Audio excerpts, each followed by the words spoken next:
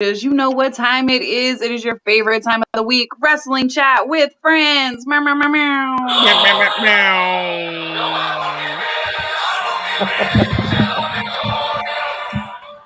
I always love the soundboard. Extended version. But you're hitting us a little extra today. What are we Just doing let it here? play out because I can't stop it. All right, look, what are we doing here? It's almost over. It's the Bobby Roode fan show. Take one. Right. Hey. Well, hello. I am Meow. Megan Rickman Blackwood, your favorite heel in heels, and as always, I am joined by Cheats. 227 belts. How you doing, Cheats? 227 belts. Meow, meow, meow, meow. 220. Feeling great, excited, ready to defend the belts, ready to defend the titles. Get in there. And then, as always, we have Elliot the Collector. What's up, Elliot? I am here. I am present. I am accounted for. And as always, I am accountable. That's the best one. It's good to see you guys. Took a little summer hiatus, but it's good to be back. Let's get right into Collector's Choice this week. Okay, remember when we went to AEW Cataclysm? Yes, UEW had a great time, UEW Cataclysm. We had some great access, talked to some great wrestlers, and we talked to, believe Megan backed me up, the best damn woman in the world, Gia Scott. Well, she was gracious enough to sign something for us, and I immediately misplaced it. But it's turned up, so Collector's Choice this week. The Gia Scott 8x10 that she signed for the show. Shout out Gia Scott. Here's something we made. I didn't notice this until now. 2W WCWF. You guys were awesome. Thanks for being friendly. Smiley face. Did not sign her name. Oh.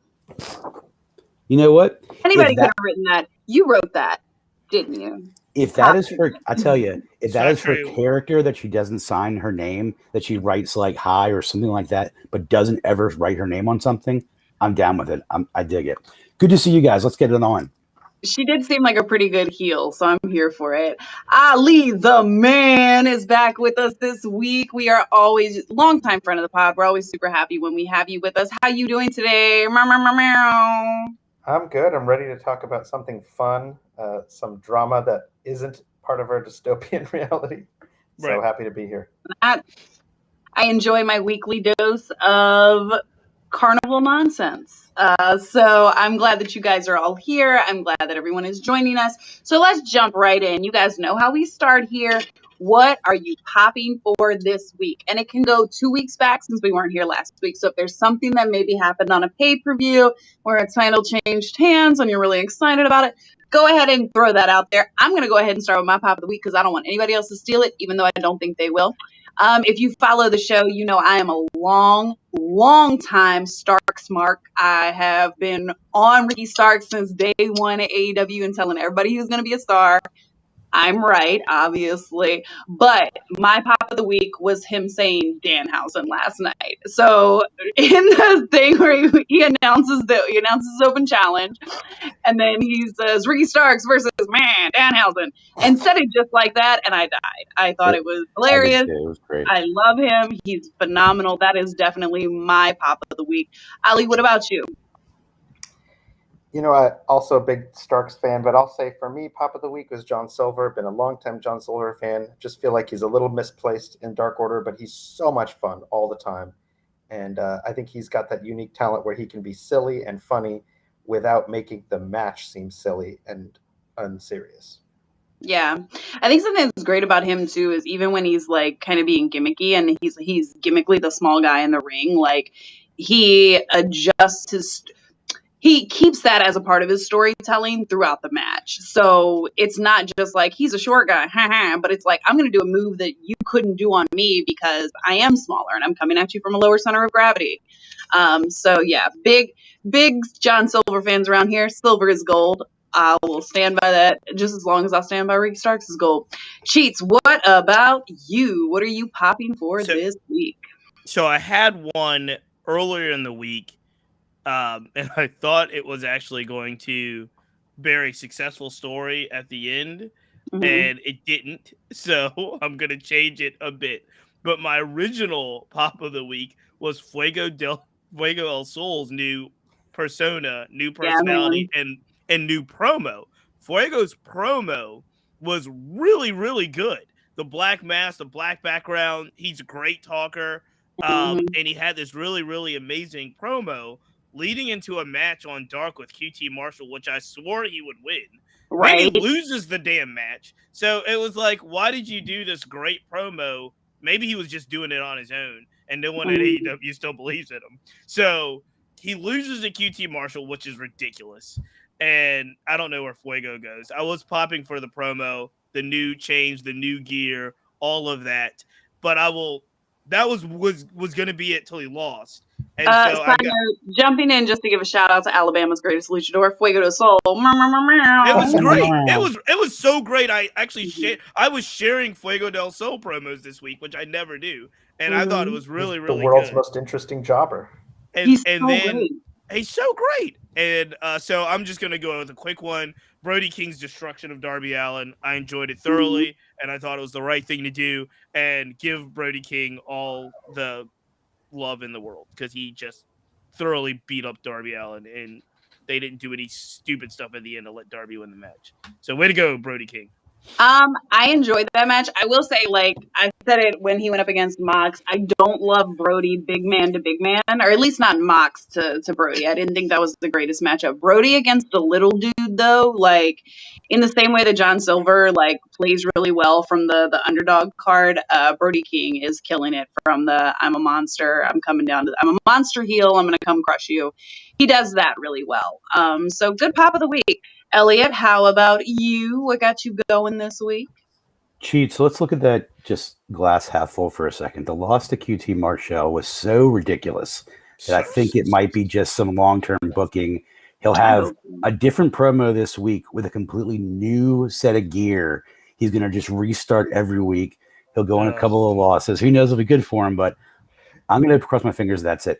So what I popped for this week, Megan, you and I must have been on a similar wave path about a moment in a match by a certain person. And mine, my boy Eddie Kingston, he didn't get the win yesterday, but him and Jericho had the match I expected them to have. It was a little ridiculous. It wasn't my favorite use of barbed wire I've ever seen.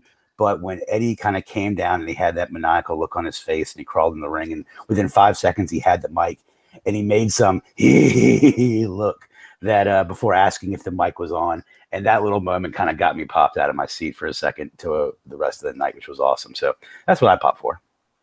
It was a devastating night for the pod because Eddie, I don't think he charged up enough, but he went to hit that spinning back fist on Sammy and Jericho, and no one was there to catch it. And I feel like that magic just went out into the universe, and now it's just lingering there. And I don't know. It's like a boomerang. It's like a boomerang. It'll come back they on should him. They should call Eddie Kingston Mr. Consistent, because Eddie Kingston just keeps doing Eddie Kingston things. And if you love Eddie Kingston, you will continue to love him. And if you don't love Eddie Kingston, he just gives you great things every week to be like, this why this guy is horrible.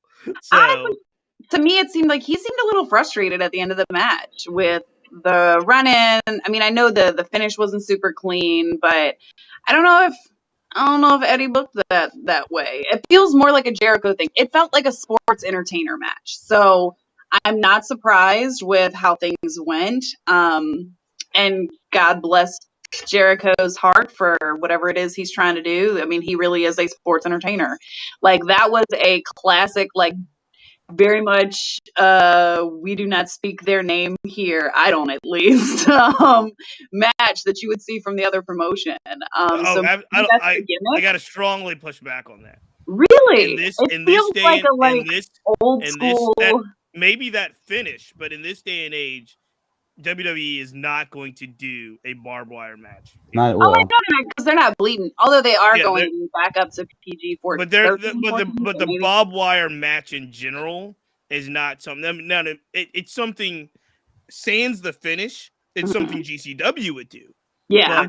But the company up north is not going to do a barbed wire. Those days are gone. Hanging your faction over the ring in a shark cage. Oh yeah, no, they totally do that. Totally do. Yeah, totally. They've probably done that. Barbed wire, they've probably done that. But It felt like that kind of match. I actually didn't want to see that match. I didn't even want to go into seeing it because, one, AEW depends on who the match is. You know how much blood's going to be involved. Mm-hmm. And when they were just like barbed wire everywhere, Kingston Jericho, I was like, I can get through the whole, like, I watched it, but I can get through the whole episode and turn it off because I didn't want to see. And to their credit, it wasn't nearly as bad. Like, it wasn't Anarchy in the Arena bad. Yeah. Like, in regards to the blood, because that one was the one that I was like, this is too much. I would not feel comfortable any youth of any age watching Anarchy in Arena ever again. Mm-hmm. But this one, it was still very bloody, and it was still like, you know, they were doing some things, but I thought the match didn't go as like it didn't go on too long, like it could have the potential to do. Mm-hmm. I thought the finish was super. I thought the finish was kind of super expected, right? So, you know, somebody runs out, they lower the cage. It just makes total sense. And then you have as soon as Sammy wasn't in the cage, I was like, oh, there is some heelery afoot. Yeah, and I don't know. I tell you, the lowering of the shark cage and the run in, it is a scenario that does warrant like a big return or a debut of somebody to come and save the day. That didn't happen. But, you know, I like it when it's used in that angle. It was an Anna Jay heel turn was the biggest kind of news. That's worth something. I'm not putting that down. I'm pro Anna Jay. I'm a little confused with that because she got in the ring last week and was like, Dark Order is forever. And now, but I don't know if Dark Order started as bad guys. That's the story. Going back to the roots. That's a good point, though. I didn't even think of that, because I hated that segment too. But you were right. You were 100% right. She got in the ring and was like, Dark Order forever. And now look. Deuces.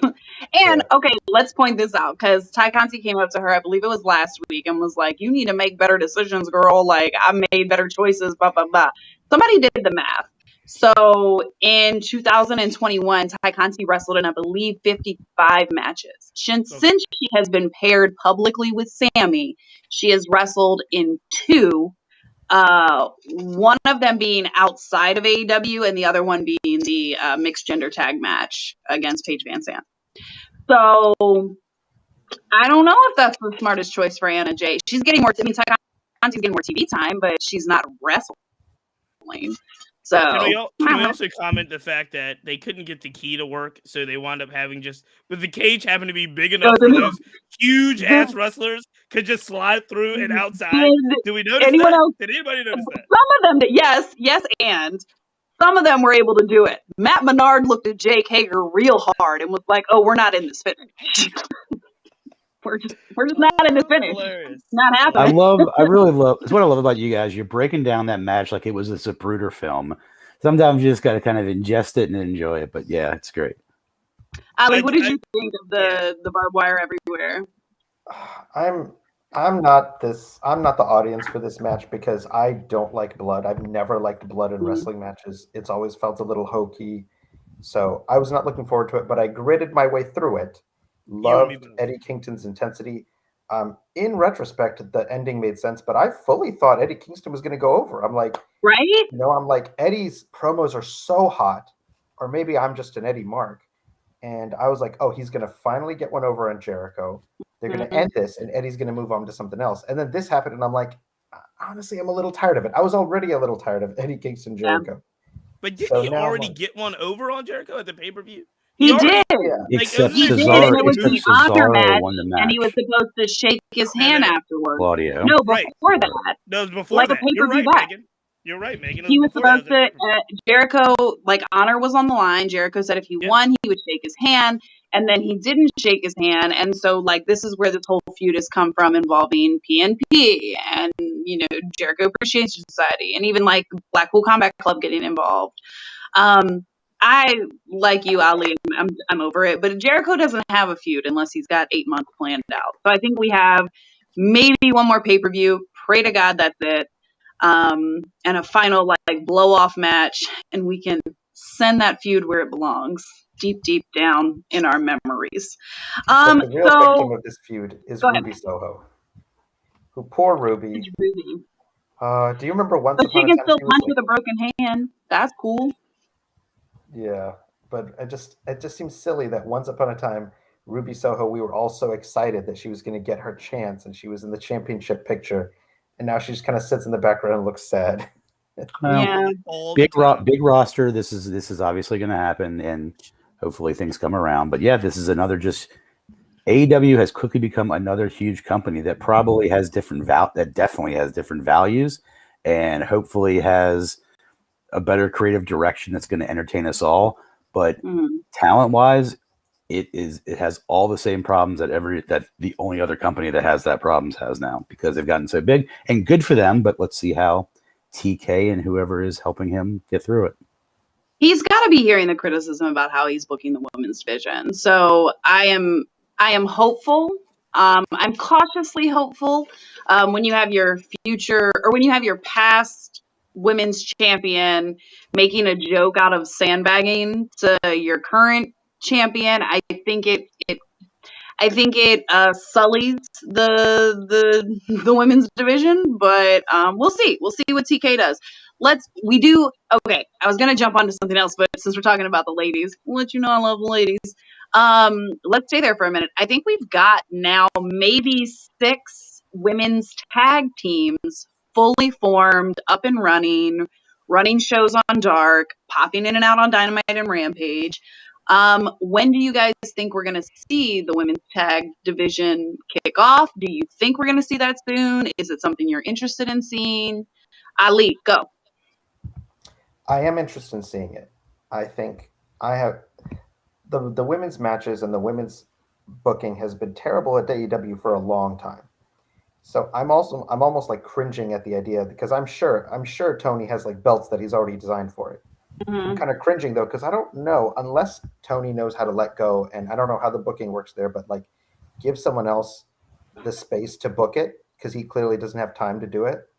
And I don't know. I'm worried that they're going to reveal it and it's still going to be bad. Because think about all the pay-per-views. There's barely any women's matches on their pay-per-views. Like barely. There's like Usually it's 1, 2 if we're lucky. I think when Kenny was there was word was circulating that he was doing a lot more of the booking, and that was when we had that really hard run of like Joshi females coming in.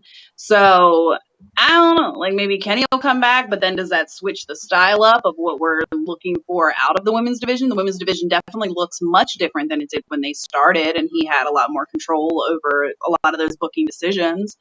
I mean, look at 2 of our top champs are from Japan from the very beginning. We had Hikaru Shido and Riho.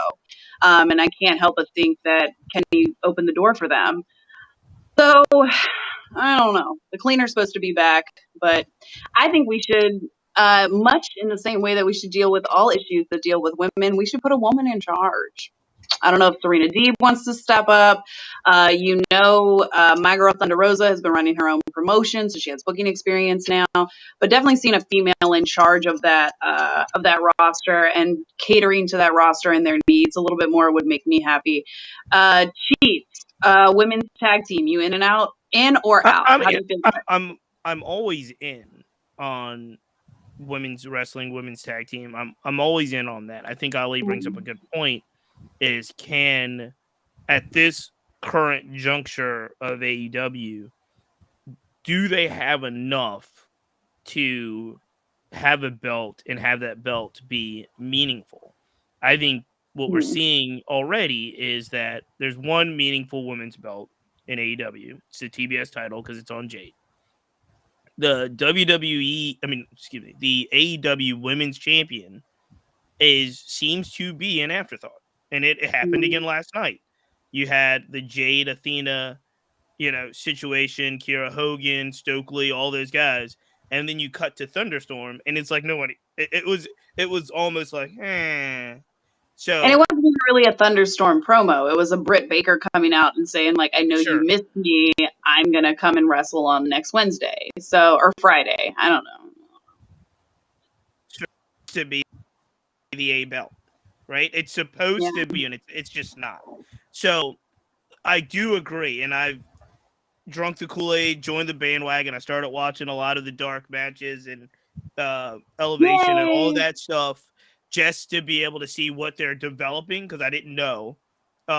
Is it the Rodrigo twins? It's the twins that that are What always is their last cheating. name? No, it's like Danger or Rampage. Renegade. Renegade. The Renegade Twins. Renegade Twins. I've seen, so there's, Mhm. there's some opportunities there if they make Anna and Ty Conte a tag team.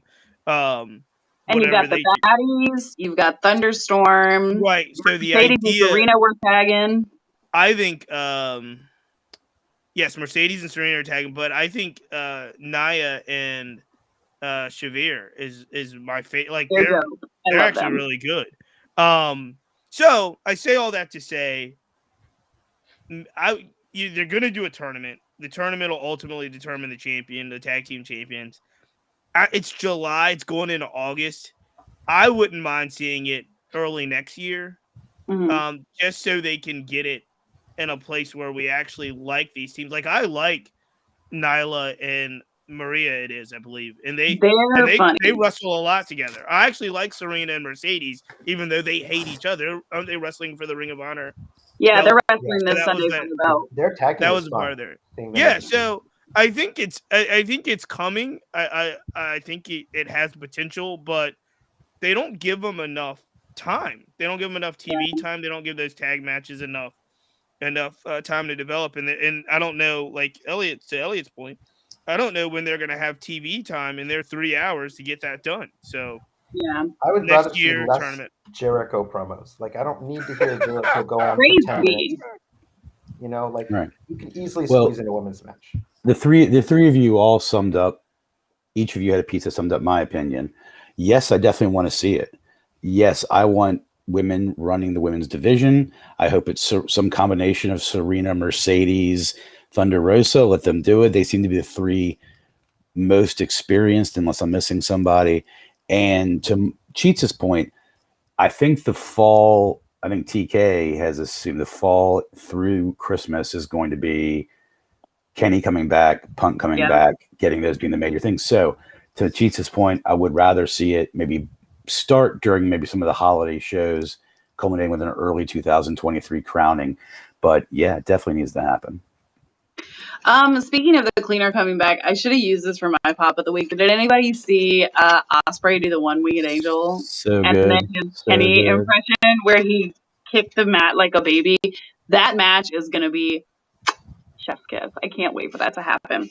Okay, so since we're talking tag belts, we have had a change in tag champions since we last were on. I am very happy and excited to see Swerve in our glory, Swerve Strickland and Keith Lee as our new AEW tag champs. First off, let's just get like a round of reactions on that, and then I have questions. Cheats, you have been unhappy with how they've been using Keith Lee up until this point. Are you now made happy? I'm happier. Yes, I'm happier that they got the belts. I believe it's deserved for both of them, and I also believe it's a payoff, right? These guys make these big investments. They come here, they get all of this big kind of pop, and they're over with the crowd. They get all of this stuff, and I felt like they kept kind of ripping the jaw. Like this is probably 2 weeks later than it should have been to give them the belts. So I'm glad that I felt like, okay, everybody tells me in particular to trust the storytelling, trust the process, let it play out. And this is one of the first times where I was like, finally.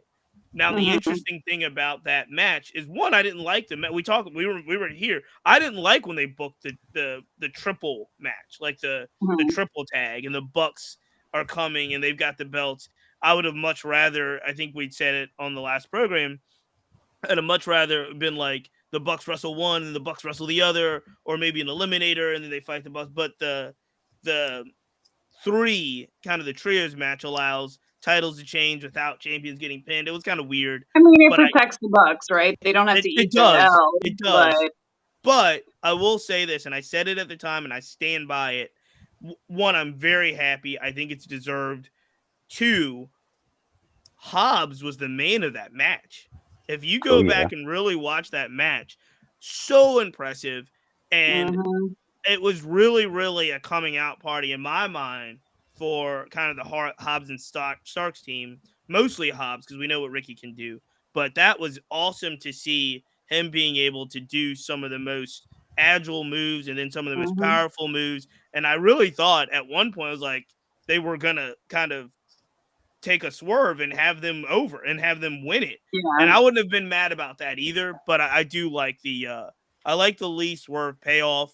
I don't know how long that run's going to last, but I think Swerve said something along the lines of they can still be single stars and tag champions. And he gave some examples. He said that after the Casino Battle Royale. And if you were paying close attention to your point that you don't know how long it's going to be, if you're paying close attention when the whole, like, the belts in the ring, who's going to hit who with it and who's going to go down, Swerve looked like he was turning towards Keith Lee to hit him with that belt for a second. That was a part of the storyline. And I think we've had a lot of teasing out of this. I don't see it lasting long, which goes to our next point and who I want there. But let me get some more takes first. Elliot, how did you feel about the change in championship? Are you happy with what direction they're going in?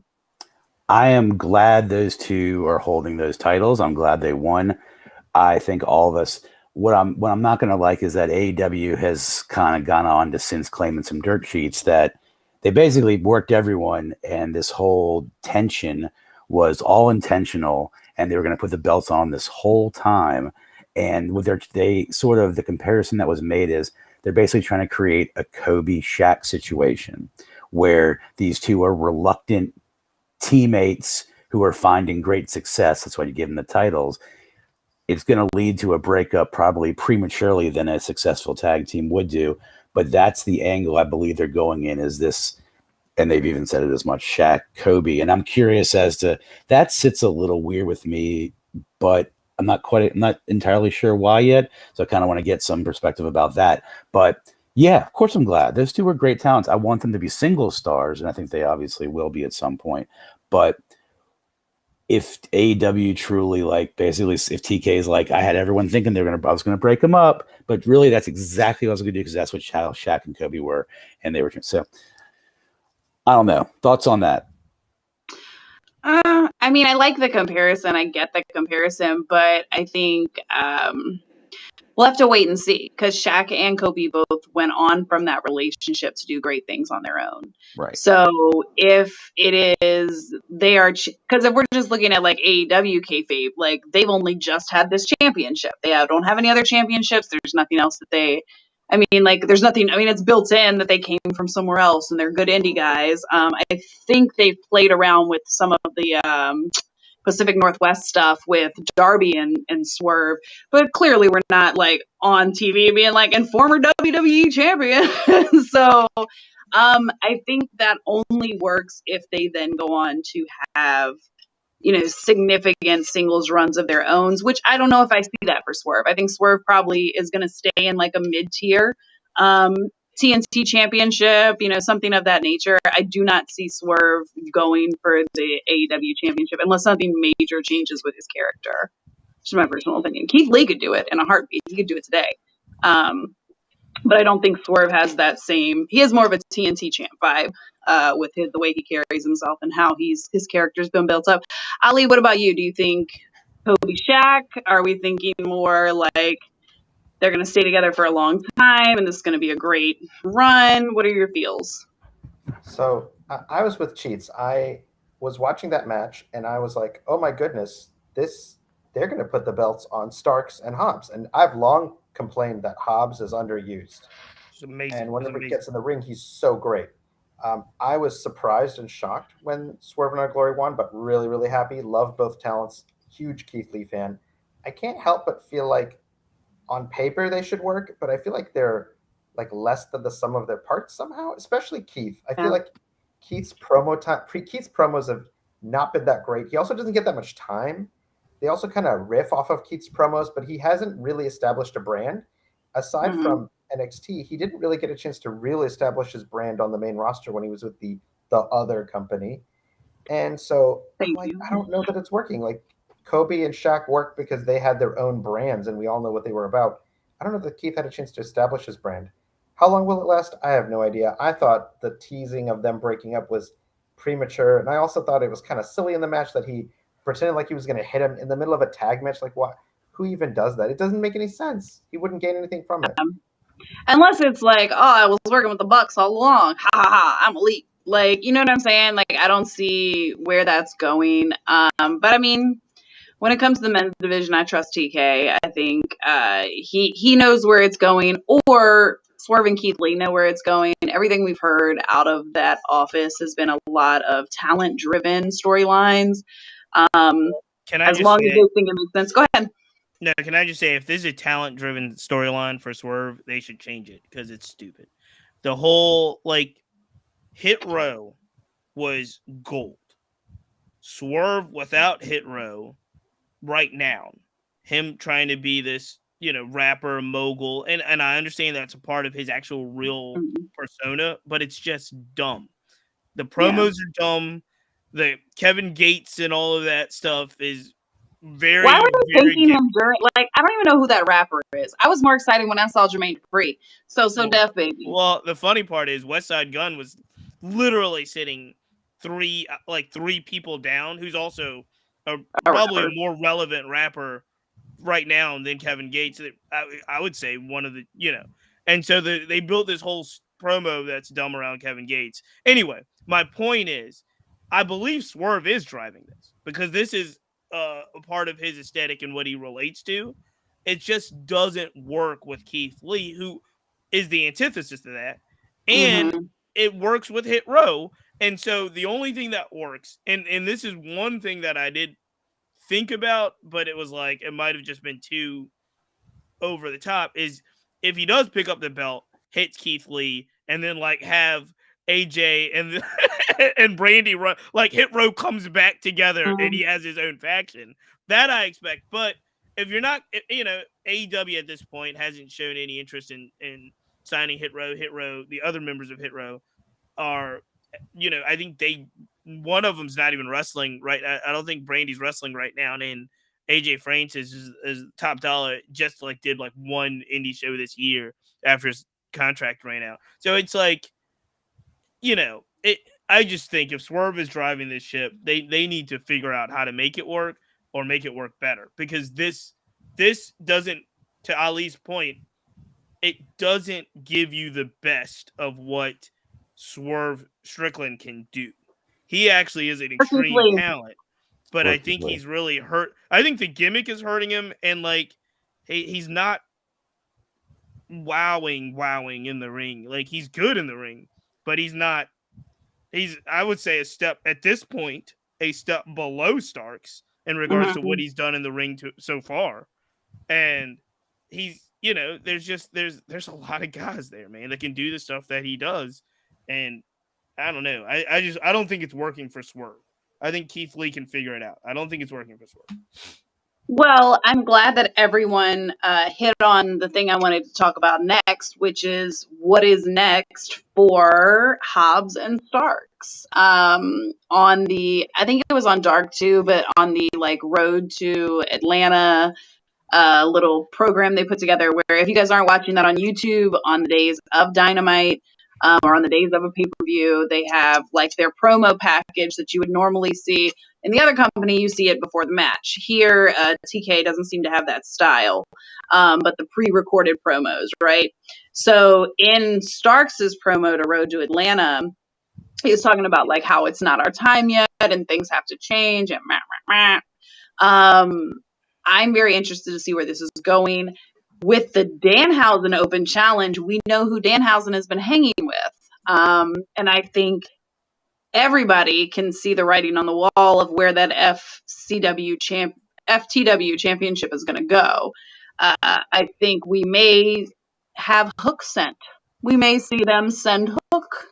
What are y'all thoughts on that? What do you think is next for Hobbs and Starks? Do you think, I think they're getting gold one way or another, right? But do they remain a part of Team Taz? Do they turn face in response to this monster? The crowd's turned them already, so eventually something's got to happen. What's next for Hobbs and Starks? Ali, what's your thoughts? I'm not sure, and I think Hobbs gets the raw end of this deal because Starks is hot. He does so well, and anytime he does a match, it's fun, it feels real, and it's always you're wow, this guy oozes charisma. and like Hobbs just kind of stands in the back meat mugging. So it's really inconsistent. Like I can't tell. They've got irons in the fire for both Starks, and every now and then, like Hobbs and Stark suddenly pop up as a tag team. So I don't know that they actually have a plan for Hobbs and Stark as a tag team. So, and that by extension, I think Hobbs is going to continue to be lost. It seems like they've got more of a plan of slowly pushing Starks up and building him up as a star, which is great. But either get Hobbs out of there or do something with Hobbs and Stark. Okay. I like that, Ali. The fact, Starks has been carrying that title around over his shoulder for months and months and months and doesn't even mention it other than the fact that he is the champion. So this open challenge is a pathway for him to drop that title, which probably at some point leads to Team Taz maybe not developing. Here's what I'd like to see. If this starting off with Danhausen, cool comic. I like the angle with Hook. That could be someone who takes the belt off him. Or honestly, I'd see Hobbs turning on Starks and taking that FTW title in some open challenge match, surprising everybody, taking that, letting Starks, which I think is like addition by subtraction for Hobbs, Ali. I think that does continue to elevate Starks, which is the plan. Hobbs at least has this title, and him and Hook can start doing something, because that title, if they're going to keep that title around and not introduce some other title for all these 175 to 215 pound guys who aren't quite the all Atlantic level yet. I mean, I hate to say it, but we might need to do something else that Orange Cassidy can hold. He's not holding any of those other titles, I don't think. But yeah, I'd like to see that maybe Hobbs answers the open challenge, turns face or heel, whichever way you want to go with Starks, or Hook. I think that both of the ideas are the way they should go. Well, if you think back to how Hobbs got the title in the first place, he took it off of Brian Cage by an interference via Hobbs and Hook, right? So it would make perfect sense for you to use the girl the same way you got her. So I don't know. Cheats, what are your thoughts? Do you see a title reign in the future for Hobbs and Starks? I see an elevation for Starks, like everybody said, and in order to do that, he's got to get off of this Fugazi title that he holds in his hand. I don't fully understand why they placate Taz so much with this whole FTW thing, because I really thought it had much stronger meaning, and then it was in the match on Dynamite last night where they explained that there only been 4 champions. It was Taz, Sabu, Brian Cage, and Ricky Starks. I was like, that's the litany of this. Longest reigning FTW champion. I told you he was going to be a star. And when I said this was the lineage of this title that, like you said, that they hold around and never defend, it makes no sense to me. But I think I see the writing on the wall, like all of you, where Starks gives up that title and is on to bigger and more exciting things in a bigger title picture, maybe TNT title, something of that nature, which I think would be exciting for him. Now, I don't want him to leave Team Taz. This is the challenge here, because Team Taz gives him a stable that can allow him to win matches with trickery and tomfoolery. He's a great wrestler. Megan, I'm sorry, I still don't think he's a face. I think he's over, but I want him to be more of a sneaky heel, and I think he needs a stable like Team Taz to be the sneaky heel that he needs to be. But I do think he needs to get off that title. I don't see I don't see like great utilization of Hobbs moving forward. I think the matches with the tag stuff with Starks, it might be right now where Hobbs will be. We'll see. There's a good chance that the only issue with Hobbs taking the title would be that Starks is out of Team Taz, right? So the idea that Hook, who's now a little bit more on the periphery, a little bit more doing the Danhausen thing and his own kind of Hook thing. One, I think Taz will be comfortable with that, the Hook carrying the title. I think he'll find it really cool. But he doesn't necessarily need to be as tied to Team Taz as, say, Ricky and Hobbs are. So We'll see. I think Hobbs would land on his feet. I don't know if anybody else remembers, but I remember because he's my favorite. When Hobbs first came out, he came out as a heavy for John Moxley. Yep. So there are certainly other factions within AEW, Blackpool Combat Club, that Hobbs could Never gonna land happen. at. I'm just saying, there's other places he could go. Blackpool Combat Club doesn't like brothers. Well, one of the teams that has black in the name has to have a black person in their It doesn't mix. like brothers. I don't think it's going to be House of Black anytime soon. The So rule is Lee all the black Moriarty. people have to be on the same team. Yeah, what's going to happen is Lee's Lee going to Moriarty elevate, should have Starks is been in. going to elevate, and Hobbs and Swerve are going to start tagging, and they'll be the tag team that just goes. Right.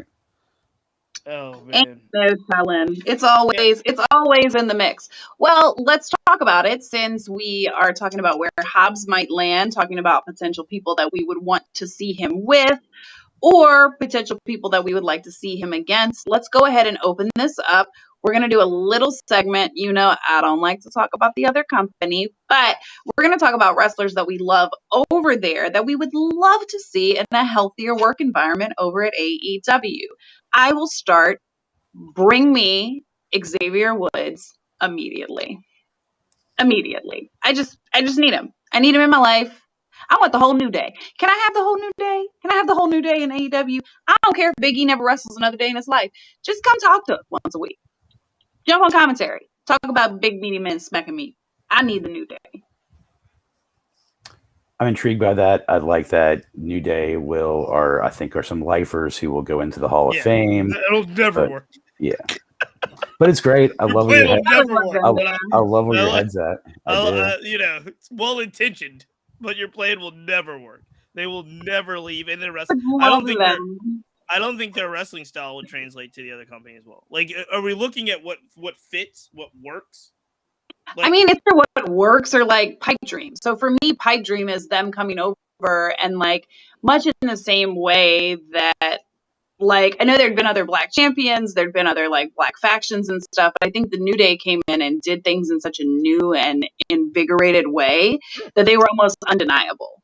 And I would love to see some changes in, I mean, we all know TK has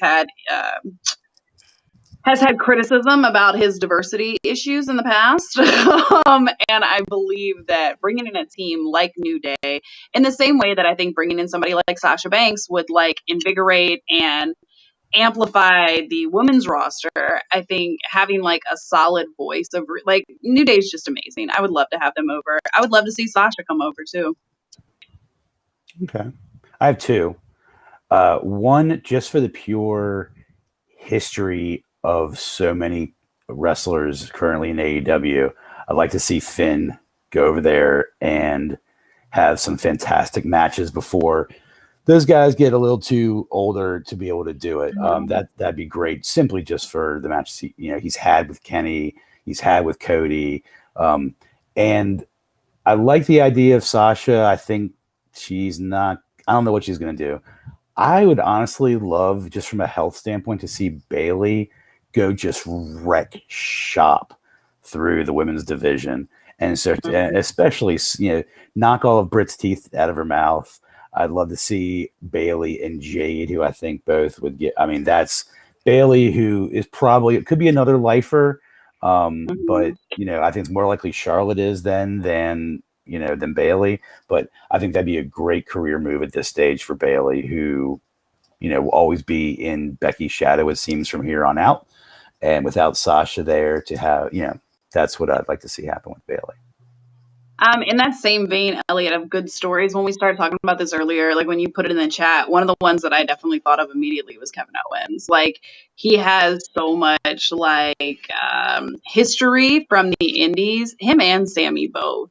I think one thing that everybody always talks about is like how there's this whole crew, like Aubrey and a couple of the refs and now we have Claudio and Eddie and like Moxley, like these people that ran the indies together. When you think of that era of indie work, you think of people like KO, you think of people like El Generico. Like, I would love to see, just to play out history. Yeah, the two of those come over.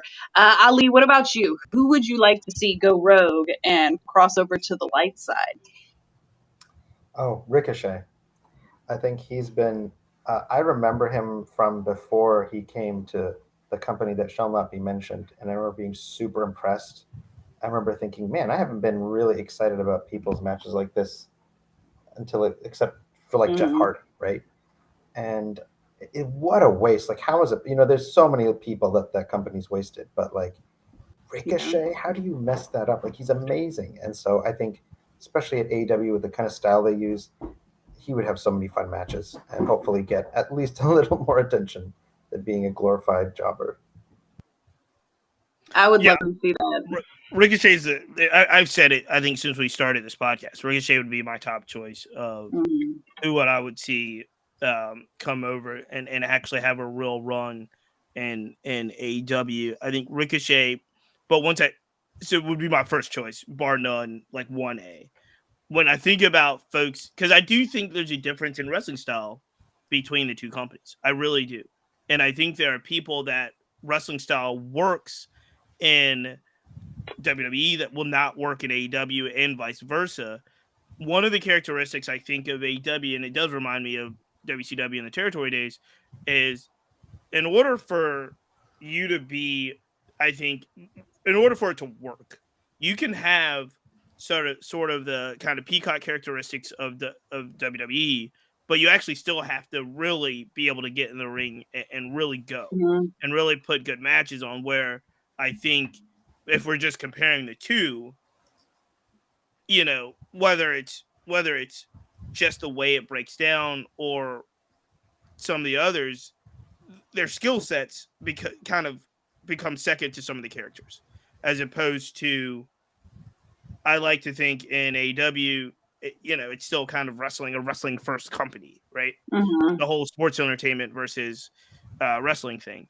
So with that said, I say all that to say, the more and more and more they've been carrying a lot of the company since Roman Reigns decided to take a extended kind of break. But the more and more each week you see the Usos go, you realize that the Usos can go. Like the Usos, you put them anywhere.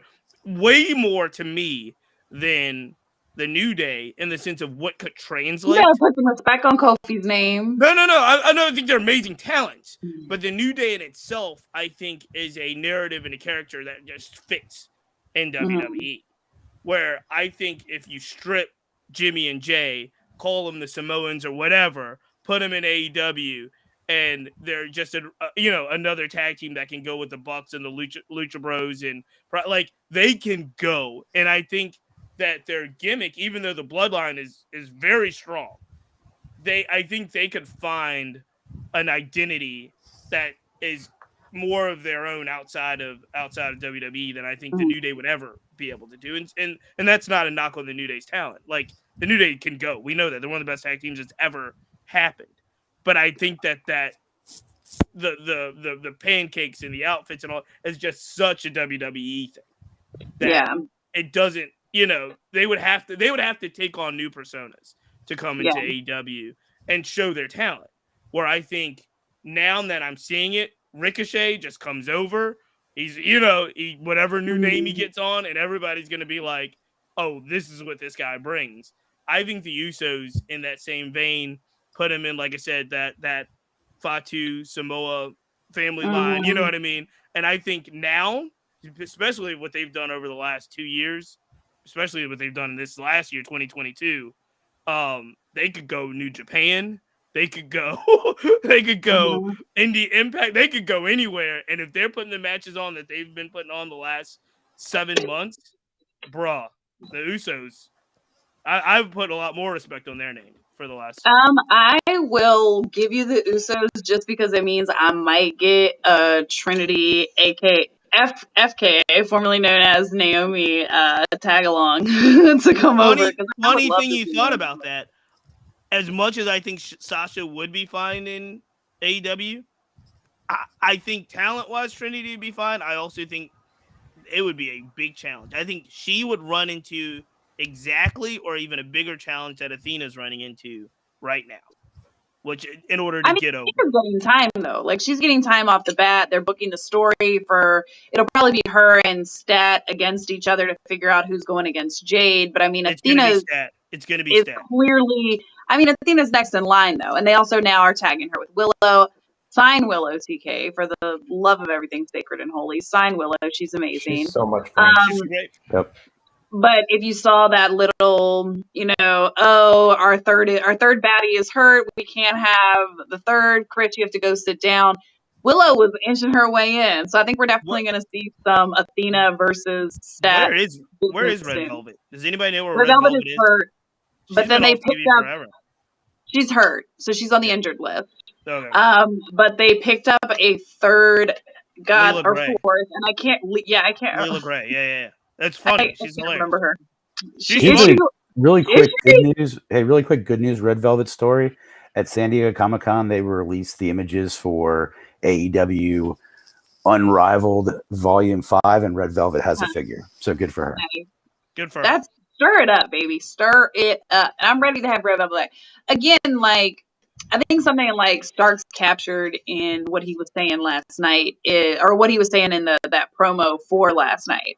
Like, there are people that have been there since day one. Red Velvet is, well, not day one, but like pre-pandemic. Who worked through the pandemic with AEW? That's what I want to see shine. I want to see the people that have been working these shows since Daly's Place. And like, Red Velvet is one that has, I mean, she came in and earned her keep. Like, she got a really hard push fast because Brandy was injured and she got put in on the Cody line.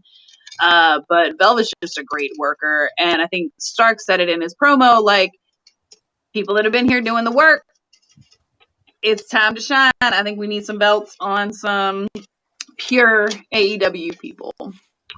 But we know there's only so much television. And speaking of that, we have our second AEW promotion that we know. Don't tell Megan, but there was a AEW star to go over. He does. He's not lying. He fits. Not wrong. He fits. Totally. I'm glad you ain't say it out your mouth because I had to yell. Yeah, he'll be in that 24/7 title picture. He fits. He would go over there and be hot business for 5 seconds. I don't know. He's close with Cody, so like maybe Cody could get him over. No, but he fits as somebody that could have a character. Yes, like again, agreed. This is what I'm talking about, a character. Because the other company's about characters. It is. But we do have the upcoming pay-per-view for Ring of Honor. We know that TK has purchased Ring of Honor, has purchased all of their library, and has purchased the rights to put them on TV and move them forward. So hopefully we'll be getting a secondary show or a tertiary show, I guess, coming up. With another place that people can go and work. I don't know if it becomes development. I don't know if it becomes its own thing. We'll see. But we do have the ROH Death Before Dishonor coming up this weekend. Anyone excited about Death Before Dishonor?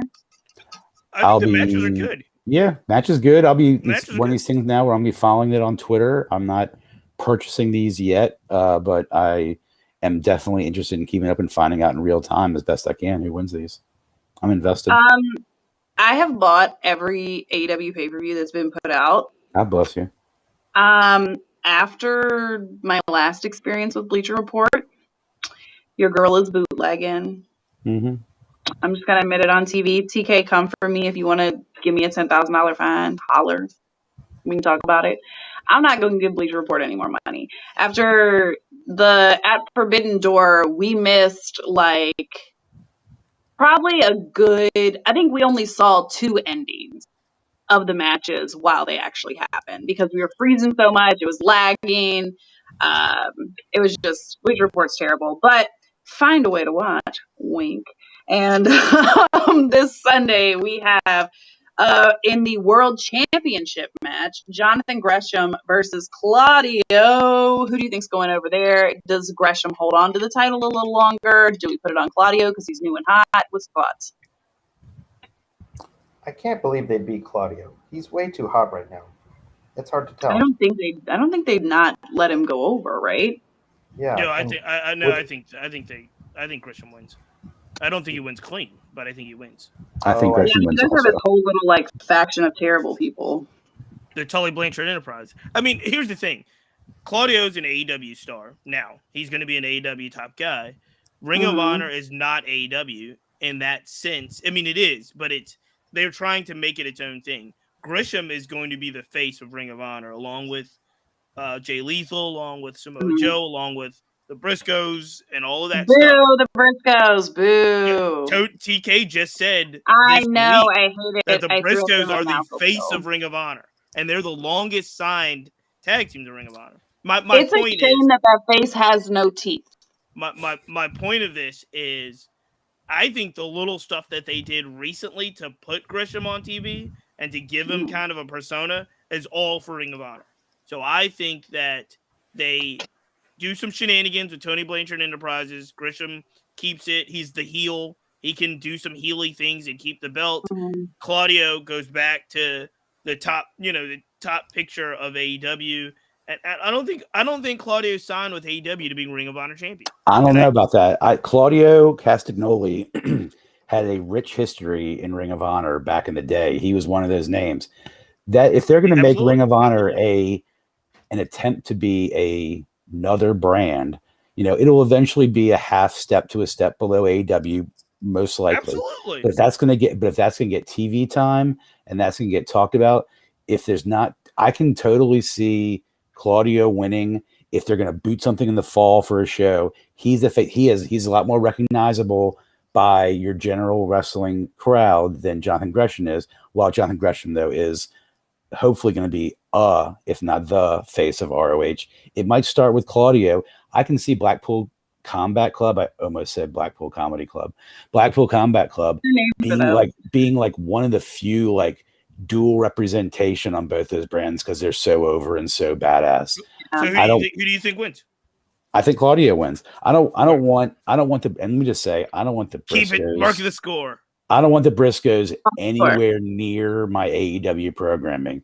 They did a promo. They showed their face when they were promoting it. They're going to have to do that. I was so thankful when FTR was on Wednesday night that the Briscoes didn't come out. Thank goodness.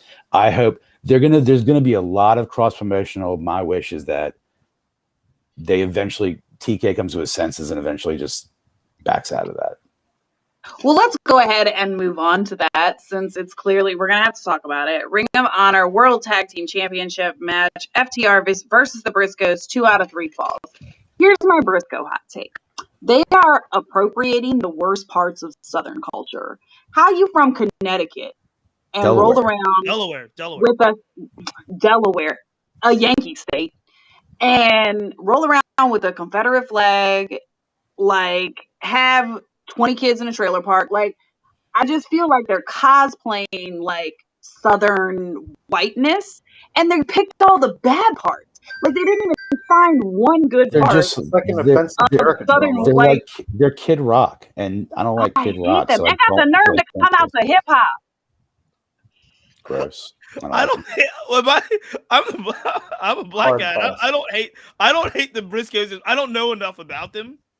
I don't know enough about the Briscoe history, but I don't hate them nearly as much as I think the rest of the people do. So maybe I should learn the hate. I haven't learned it yet. Maybe I should learn. It's okay. I'm gonna take that emotional labor from you, and I'll hate them for you. Right. Like, don't do that emotional labor. Don't do that investigation. Now, I think they did say that they would not be on aid. Like I think Tony said. Yeah, Warner has said flat out that they're not. Like they won't platform them because of the too much stuff. Things just too much stuff. But I think, hey, look, and again, I gotta learn. I haven't learned nearly as much, and I don't know if it's apples to apples.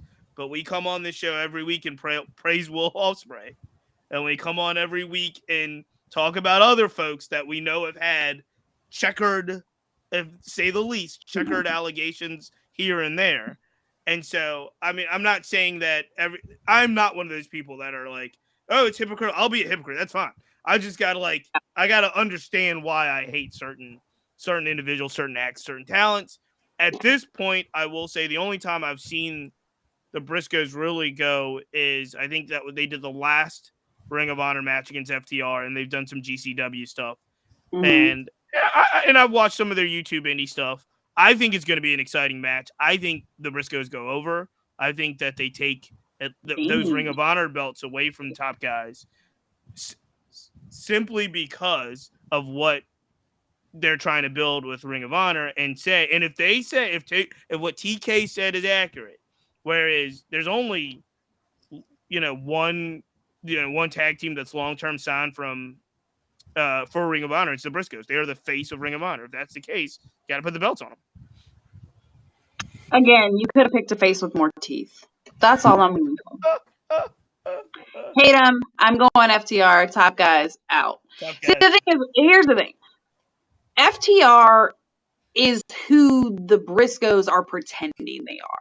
Like, I had some issues with FTR at the beginning. I smelled a little good old boy on them when I first saw them, and I didn't love them at first. They have grown on me. Things that they have said, things they've come out for, things that, They're like real interviews, stuff like that. They have grown on me. But, like, I'm sorry. I got a hard look. Lord, and forgive rightfully me. so. You might Like, no. I I don't know enough about the Briscoes' past to say, to doubt anything you're saying. Rightfully so. I'm just saying, if you're looking at who I think is going to go over in the match, I'm on the opposite side of I think everybody, because I've got Grisham and the Briscoes. And you got the Briscoes. So, well, Elliot, who you got for FTR versus Briscoes? Oh, I You just think really Briscoes, hope. Ali? I'm keeping score. Ali? Sorry, I thought you said Ali, but yeah, I'll just quickly say I think the Briscoes are going over. I think you can't possibly, as great as FTR are, I think the direction Ring of Honor is going, they're going to lose those titles and then move into hopefully the AEW tag title picture. That would be nice. But we just got the tag belts on people we love. I feel like FTR had other belts. It was stuff for them to do. We don't have to look at it. Plus, they were supposed to take it from the Bucks anyway. The Bucks ran from them, and that's why. Top guys out. Elliot, FTR, the Briscoes. FTR is on this belt collecting quest for months. Yes, the AEW world titles are the ultimate prize, or should be, but I'd like to see FTR, and I think they're going to get this one also. They will drop a title or two. I just don't think it'll be at this pay-per-view. I don't want the Briscoes to hold that title personally. If they're the face of Ring of Honor, that's my first red flag with Ring of Honor. So that being said, I want FTR to collect 4 belts. Whether they actually make a drive for 5 and try to get all of those, I think you don't do that because you'll need Ring of Honor to do something. But man, Tony's got all the toys right now, so he will be able to do whatever he wants. It's everything we talk about every week about our favorite wrestling organization. More and more seems to hinge on, I won't say the whims of somebody who doesn't have a lot of experience doing this, and we'll just see. I hope there are a lot of people in his ear, and I hope those are the right people and continue to be. All I'm saying is, Tony Khan, please don't make it so that I don't watch wrestling anymore. Because if Tony they Khan, are the face of Ring of Honor, ruin it for us, Tony. Yeah. But Tony, if you have any way of getting Darius Lockhart on our show, please do that. Darius Lockhart, come on our show. It's got to happen every week. Okay, let's run through these really fast because we're already over. Pure Championship match. Shout out to friend of the pod, former Pure Championship Josh Woods. Sad to not see him on this pay-per-view, but we do have current Pure Championship Ring of Honor Pure Champion Blackpool Combat Club Wheeler Yuta going against Daniel Garcia. Who you got, Ali? Oh, I see Wheeler going over. Wheeler. Cheats, who you got? Wheeler keeps it. Yeah. I think I want Daniel Garcia to win because I think Wheeler Yuta is going to be an AEW star. In the same vein that I think they might, I don't know who was saying it earlier, they thought like Blackpool Combat Club might come over and just wreck shop. I'm going to say Yuta keeps it and Claudio takes the other belt, and it's just a Blackpool Combat Club takeover. All right, we have the World TV Championship match. Jay Lethal and somebody we haven't seen on TV in a very long time, Samoa Joe. Who do you think is taking that? does it go to Lethal because he's been in our face for the last month or so while Samoa Joe does his I think he's filming something. Who takes that match? Elliot, start. Jay Lethal. I think he's on a roll. I think he's got a little bit of momentum right now. So I don't ever like, seeing Joe lose, let alone lose a title. But, it would make, unless you're reintroducing him. But, if he's going to be busy doing some things, let Lethal ride this momentum a little bit more and give him the title. Okay. Cheats, I know you love you some Jay Lethal, even though he's fighting Ric Flair and probably going to kill him in the ring. I'm standing by that. Nonetheless. I'm going to go with Jay Lethal as well. I don't know. What is the story with Samoa Joe? How come he hasn't been at events? Apparently, Samoa Joe is filming like a movie, TV show. There's some project that he's working on that's had him off of TV for a while. Here's you go. Out of sight, out of mind. Jay Lethal wins. Give the belt to his faction. Ali, what you think? Yeah, with as much as Jay and who's the tall Indian guy again? I cannot remember his name. No. Yeah. Sanjay Dutt. Sanjay Sen is the Sanjay Dutt. Yeah, one. That's the other guy. Sanjay Dutt Singh, I think, or something. Yeah, one in a million. Santam Singh. Santam Singh. That's it. As much as I've seen him on TV, I feel like that's where they want more attention. So I see Jay Lethal winning, and aside from his size, Satnam Singh just gives off Omos vibes. So I'm going to go with Jay Lethal because he needs to win a championship and hold that ROH championship before he goes to jail for voluntary manslaughter of killing Ric Flair in a wrestling ring when that man should be nowhere near one. That's how Rick wants to go. That's how he wants to go. He's a real carny man. He wants to go out on his back to the 3 count in the ring. Okay, last one. We're going to talk about the ROH Women's World Championship match. Mercedes Martinez versus Serena Deeb. Cheats, who you got? Mercedes retains. And I think it's because Serena Deeb I think they have AEW plans for her, and they should. But I think Mercedes retains. All right, Elliot, who you got? Serena Deeb has become one of my all-time favorite female wrestlers, but Mercedes is going to win. Although I love to see Serena take that, but it's not going to happen. Mercedes goes over. Ali, what about you? For some reason, I've been getting like 2-3 match vibes out of this feud, so I assumed that Serena would win, then Mercedes would get it back. So I've got Serena winning. I also have Serena. I think it is her time. They built her up really hard going after the AEW Women's Championship, and she did not get that. So I think this may be a sidestep. You have this for a little while because I don't know if people really bought into the Deeb and Rosa promos. I don't think people did, to be honest. But they weren't given a lot of time, so who knows? Okay, so we are already 7 minutes over. That's how it goes here when you're talking about wrestling with your friends. Elliot, you got a match of the week for us this week? I sure do. We almost made it the full show without discussing the chemical spill that's occurring in a dumpster fire in Nashville at the end of the month. Talking about Ric Flair's last match. Talking about Ric Flair's last match. It's a really good card. It is. I just saw Gresham and Nick Wayne have a match. It's a great card. Jump on the whole thing. How Rick is ruining the card. Rick is ruining that card. So, with that being said, I really don't want to I want the whole weekend to go away. But there are some people on that card that the show and we really, really like. One of them is Andrade El Idolo. The other, and the other we've talked about him. Charged with Jay Lethal. Both of them gonna be in jail. I don't know why nobody understands. I don't know how many contracts had to be signed. I know. Jay Lethal's the one that we really, really like. Cheats loves him. I think he's great. So I want to think back to a time where Jay Lethal was really entertaining all of us, and I want to go to 2018 at the ROH Final Battle when he had a half-hour match with Cody Rhodes. I will post it to the page WCWF Pod on Twitter, Wrestling Chat with Friends on YouTube. Follow us, like us, tell a friend, please. I watched 2/3 of it tonight. Flipped around a little bit. Every time I sort of stopped it on YouTube, they were in the middle. And I saw a series of moves that were just fantastic. Top rope, battling outside, some weapons used. And I will go ahead and spoil it because everyone knows because it happened. Lethal went over on Cody and retained the title. Fantastic match. That's my match of the week. Ring of Honor Final Battle 2018. Jay Lethal, Cody Rhodes. Jay, go easy on the old man, please. Do God we love really him. think that this is Ric Flair's last match? Seriously. I mean, I think Seriously.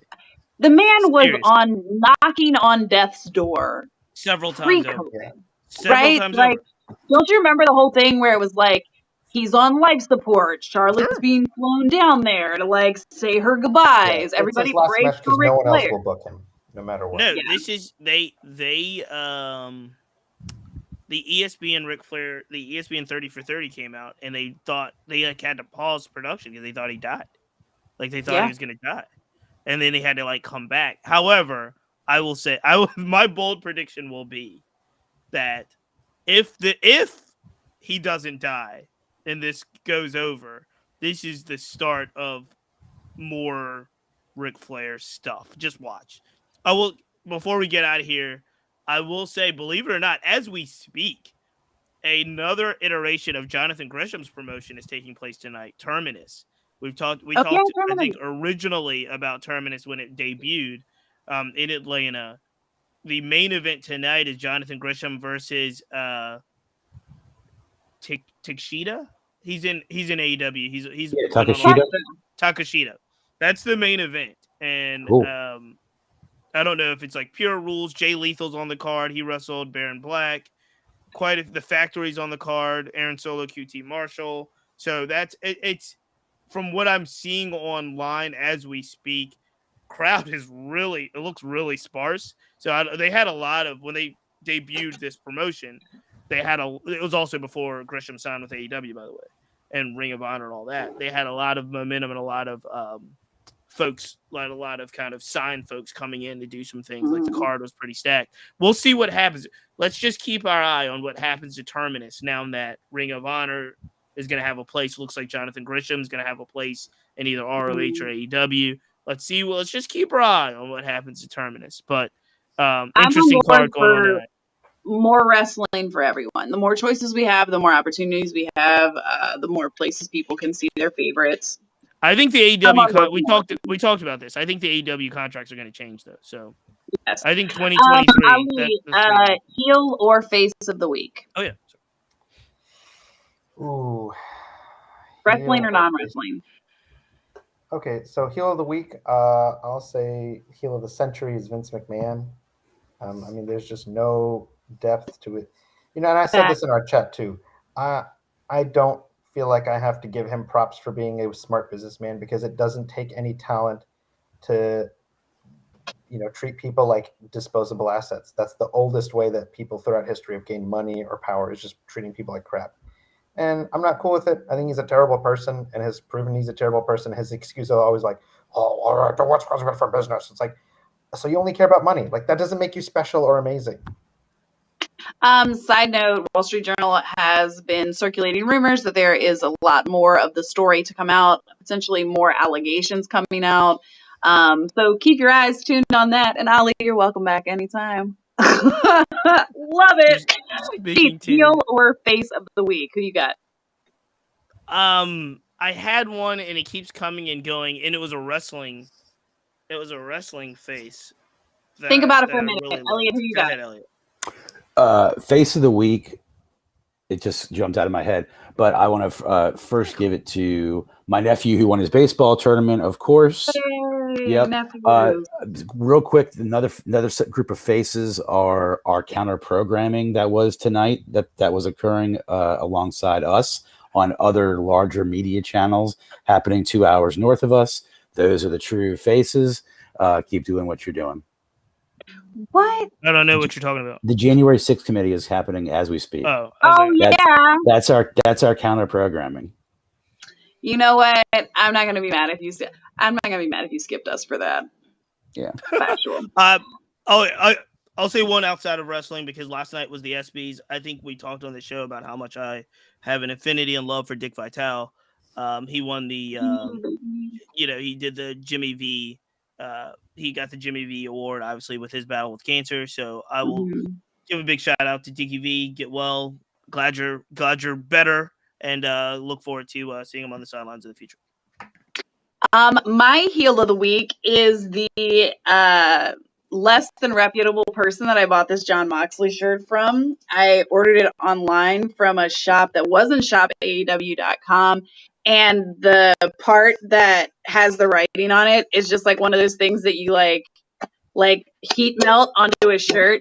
But Jon Moxley is true to his name. It's crushing my chest. So Jon Moxley is still the titty master, even in 2022. My very first Rock and Roll Express t-shirt was one of those dirt shirt iron-on ones also. Yep. Yeah. Again, we're talking a lot about Ric Flair. Ricky Morton's on that card. He's probably going to die too. Has anybody talked about this? The Rock and Roll Express, Ricky Morton is still on that card.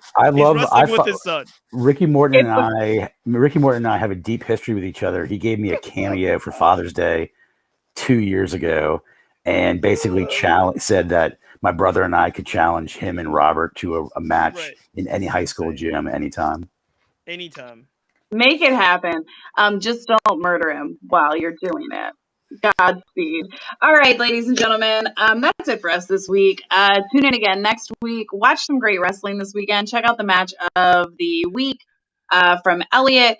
Next week, we are going to have some folks on July 30th. There's an amazing show going on down in Norfolk. Make sure you check that out. Next week, we'll be talking about that. I don't know. We love y'all. Y'all are great. Follow us at WCWF Pod on Twitter and stuff. Follow the Family Podcast Movement. What's the Podcast Network? Get it together, people. I can't. Pay our bills. No, I'm joking. All right. And that's it. We're not out. She's just trying to count. You're trying to fast count. Go ahead. Count us out. No, you do it. You do it. You were starting. You were fast counting. 1, 2, 3. See you next time.